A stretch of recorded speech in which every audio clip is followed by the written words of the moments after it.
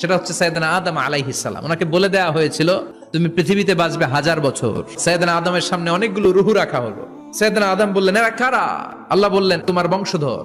সাইয়েদনা আদম বললেন আল্লাহ ওই যে একটা রূহ দেখা যায় এটার নাম কি?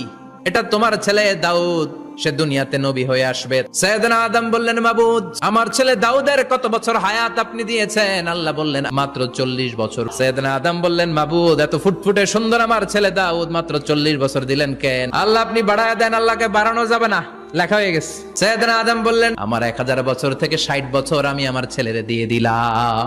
আর আদম আলাইহিস সালাম পেয়েছিলেন 1000 বছর, 60 কমে গেলে রইল কত? 940 বছর পৃথিবীতে থাকার পরে মালাকুল মাউত চলে এসেছে, এসে বলল জিইতু আন আকবাদা রূহাক, রূহ কবজ করতে আসছি। আদম আলাইহিস সালাম বললেন রূহ কবজ করতে আসছো মানে? আমি বাঁচবো তো 1000 বছর। মালাকুল মাউত বললেন না না, ওই যে আগের কথা স্মরণ করেন আপনি 60 বছর দিয়া দিয়েছিলেন। কয় না আমি দেই নাই। মালাকুল মাউত বলে আল্লাহ ঘটনা দেখেন, দিয়া কয় দেই নাই। আল্লাহ